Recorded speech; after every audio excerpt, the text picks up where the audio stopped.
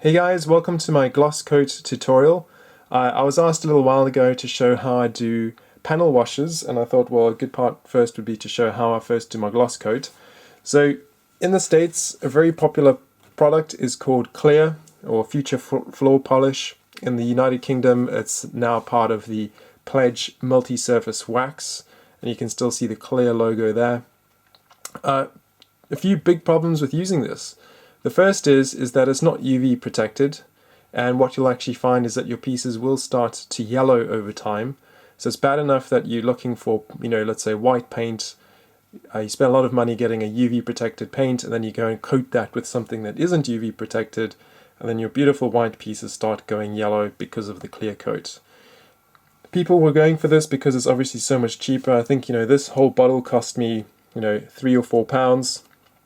Compared to this tiny bottle, which cost me probably £7. So massive price difference, but the clear coat that's geared towards modeling is definitely what you want. Another big problem with the clear polish is that you have to cut it with ammonia. I don't even know how you get hold of ammonia in the UK, maybe from a pharmacy. The problem with ammonia, as soon as you try to spray that through your airbrush, you're going to be damaging your chrome and metal finish. You could also use vinegar, but again, acid on your airbrush, definitely not something you want to be pushing through there. And also, the thought of spraying ammonia into the air really doesn't sound like a good idea. So I definitely recommend that you stay well clear of the Future Floor Polish or Clear. So I tend to use the Vallejo products. These are made in Spain, so in the UK, obviously not as expensive as if you were, let's say, buying from the United States. Spain's almost, just down the road from the UK. And what I was also using at the time was the airbrush thinner that came also from Vallejo. This is quite expensive, and I actually then found Liquitex. So funnily enough, I think Liquitex is actually an American brand, but it's a lot cheaper than the Vallejo thinner.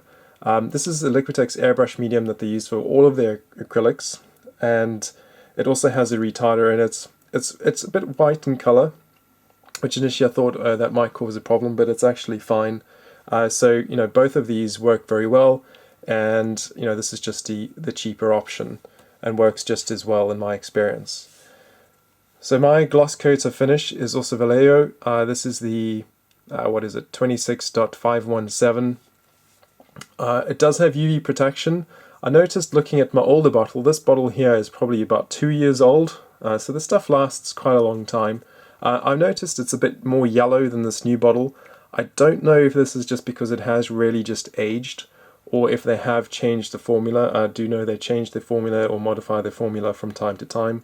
But when I've looked at my pieces, the clear coats look milky in the bottle, but when you spray them, they're actually clear dry. So I'm not too worried about what this initial color might be. What you do always want to do is have a separate container for your thinned acrylic gloss coat. The reason for that is as soon as you start thinning it with the retarder and the thinning medium, it will congeal over time. So you definitely don't want to be pouring the thinner into your bottle of gloss coat, or you will just cause a big mess and you'll have to throw it away after a little while. Some people do like to spray this directly from the bottle, just pour it into their color cup and get going. I found that really doesn't work well for me. It just really clogs up the airbrush far too quickly. I'm using a 0.4mm needle, so it's quite a large needle. Don't know if you can see it there.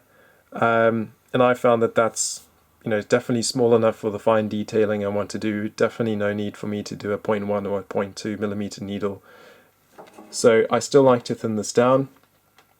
I tend to thin it maybe, 25% thinner and 75% gloss. I would like to point out they do say that you can brush this stuff. I really didn't have any luck brushing it. You have to brush it really thick, and I was getting streak marks in the actual coat. It is supposed to be self-leveling, but I didn't find it leveled that particularly well, and this is why I like to airbrush it. You do always need to give it a good shake or a stir. It does tend to settle a little, so give that a good stir. And I'll just pour maybe 20 drops in here.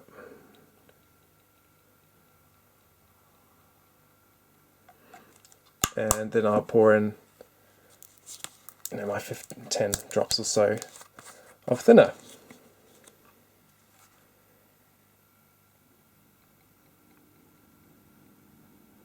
So it doesn't need to be exact. You can obviously thin it as you please later on. I do also like to do all of this in the bottle rather than in the color cup. The advantage here of doing it in the bottle is that obviously you can save that for a few days. It should be okay. Mixing it in the color cup, you would have to hold the nozzle and give that a backflush, and as soon as you start doing that to try and bubble it up into your color cup, you're obviously going to be pushing this gloss coat up your airbrush. This stuff really does harden, and the only way you're going to get that stuff out is if you put it in an ultrasonic bath. That is something I have, but just the thought of gloss coating and putting a hard acrylic inside my airbrush doesn't sound like a good idea, so I definitely try to avoid backflushing when I'm spraying the gloss. So just going to give it a nice shake. Mix it up really thoroughly, and then I'll pour that into my color cup. Okay, I'm going to start a bit different now. I'm wearing my vapor mask. So even though I'm spraying with acrylics, I always use a vapor mask because you still have small plastic particles using some sort of binding agent, so it's very good to protect yourself. These are the pieces I've prepared for you. I've just cut them off the sprues. I haven't cleaned these up or painted them or anything. Just for this tutorial, I'm using some spare pieces I have from another kit. So, first things first, always to check your spray. You don't want to have it too heavy, otherwise you risk just completely drowning your part. And in addition to that, you don't want to have too forceful a spray because you'll just create ripples and waves in the actual finish. So let's begin. So what we do is just a very light coat to begin with, and then just to give it something to stick to, just give it a light dusting. And what we're aiming for, if you can still see there, it's a bit of a orange peel finish still. So what we want to do is just start painting it little by little, a little bit more thick, until we get quite a wet finish. So here you can see it's already gone a little bit dry. This is quite typical, especially with the acrylic gloss coats. So you will have to constantly come back and clean that up. So there we go, got it on again. Just keep going. Still looking a bit orange peel-like, don't worry. As we paint more, we'll start to get a smoother finish. And so what we want to do is really just paint that nice and wet so that we actually get the nice sheen.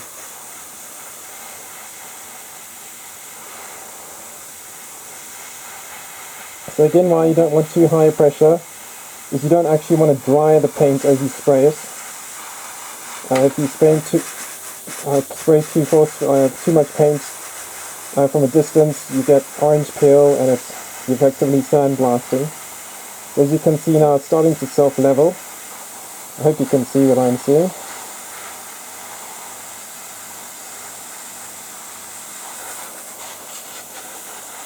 So let's have a look there.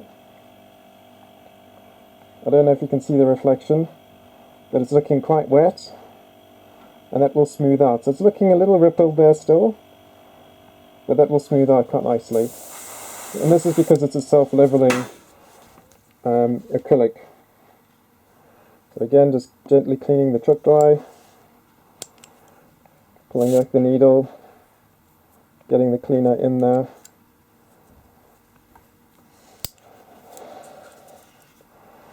But there you can see, already looking quite smooth. It's quite hard to see on the camera. Hopefully you can see that. I'll tilt it around. So you can see those dimples have started disappearing as it started to dry. So this will dry, be dry to the touch in probably about 10-20 minutes. And, we'll come back and we'll see what that looks like. I'll do a few of the other pieces off camera, and we'll be back. There's the second piece that I've done. So there you can see it's looking quite wet. It's not perfectly smooth just yet, but it's still wet. Really trying to, hopefully there you can see, they're nice and shiny. If you're not getting a shiny finish, you haven't sprayed enough, because remember it's a gloss coat, so it should look wet and shiny. So hopefully you can see that.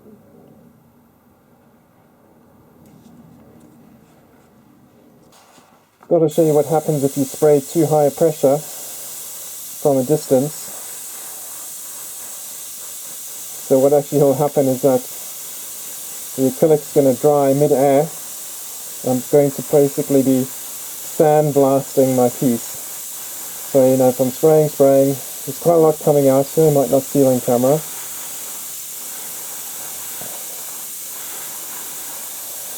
So this is what some people do, is they treat their acrylic glasses the same as they do their paint. And so what you can see here, is I've sprayed quite a lot on there.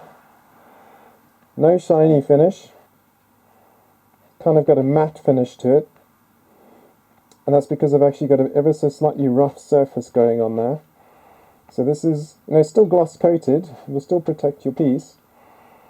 But in terms of applying a wash, you know, we can try that out later and see what it actually does. So there's the other side, which is, you know, wet, looking shiny, starting to dry out. So we'll compare the two in a bit. So the key here as well is that your gloss coat, you must really give it a lot of time to dry and cure. So even with an acrylic, you're looking at about 24 hours. I'm going to use a hairdryer to try and accelerate this, but you can probably see here, let's see if I can get that on camera, you can see it started drying around the edges and it's still quite wet on the inside. So I'm going to use the hairdryer to accelerate that. It's very important to let that cure before you apply a wash, because otherwise if it hasn't cured, I'm going to be using lighter fluid. The lighter fluid will just kind of lift all of that up and you will lose your gloss coat. And lifting your gloss coat once you have a nice paint finish under there is the last thing you want to do. Believe me, it's happened.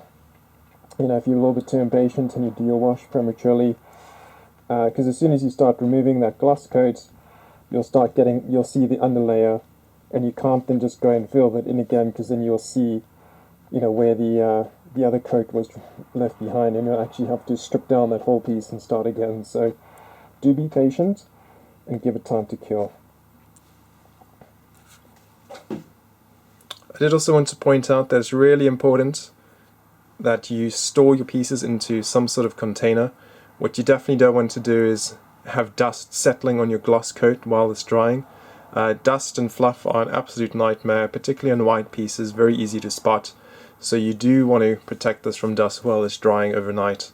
And that applies to any pieces you're working with. Do get some form of dust cover. I use a Tupperware, you know, like a cake tin, get all my pieces in the cake tin, put the lid on, and I tend to insert my pieces into the tin, you know, as I'm finished with them, just to make sure I don't get any dust settle on them. Okay, so I've used the hairdryer to just accelerate the drying. I don't know how well cured this is, but just want to give you an idea of what it's looking like. So as you can see here, it's looking quite glossy. Very nice smooth finish there. Also very smooth to the touch. So quite happy with this. It doesn't need to be perfect. Remember that, you know, once we've put the wash on, we're going to spray that again, either with some sort of flat coat or a satin coat. Even a gloss, I guess, if you want. Trying to get a perfectly smooth, consistent gloss finish is quite difficult to achieve. Satin or matte is a lot more forgiving. But here you can see how even before, you know, it was looking maybe a little bit bumpy, just because it was quite a thick layer on there. It leveled out, and obviously became a little bit thinner as it dried. So obviously you've got some liquid evaporating there, so it will thin out a little. So that's looking quite good. So on the other hand, this is the piece that I use to brush or airbrush with a fairly high pressure, and also from a distance. And as you can see there, there's not a hint of it being a gloss finish. To the touch, it's not rough, but it's definitely not silky smooth. I mean, you can hear that there maybe. You know, that's definitely a slightly rough finish. Over here, you know, it sounds quite different. It's definitely a lot smoother. So you do want to avoid this. You know, when you do spray, just remember you need to be quite close. You need to spray wet. I wanted also to show you here, not sure if you can see it, there's like a little speck of fluff. So the infamous fluff that lands, you know, you really want to put this away, this piece away, you know, as soon as you finish with it. I have found, you know, even as you're spraying, there's going to be dust and fluff in the air.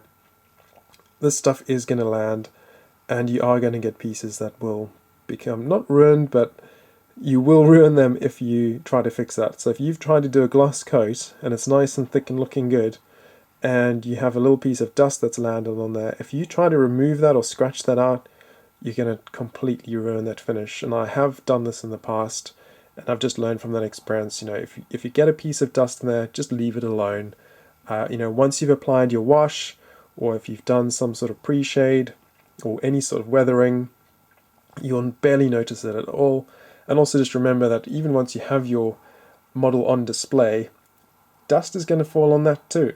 So I really wouldn't go to the effort of trying to get, you know, a perfect finish or a perfect piece, because you're just going to end up in tears, because you'll have to do the thing over and over again until you get perfection. So some parts will be perfect, other parts will be far from perfect, and you know, that's okay. You know, we're just trying to have a bit of fun here. Okay, so that wraps up my tutorial on gloss coating. Stick around for my next video where I'll be applying a wash, just to give you a bit of a preview. This is what I'll mainly be using. It'll be a Zippo lighter fluid and just off-the-shelf Humbrol enamel. Nothing expensive, very easy to use, so stick around.